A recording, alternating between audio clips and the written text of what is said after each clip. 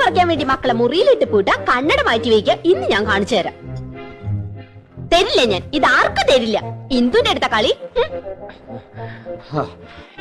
പോയിട്ട് എത്ര നേരം മനുഷ്യ കിട്ടിയോ?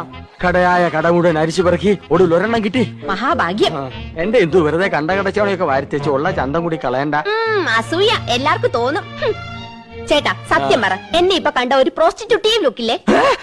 എന്റെ ദൈവമേ, അവിടെ ഒടുക്കത്തെ ഒരു ഇംഗ്ലീഷ്. എന്റെ തലവിധി.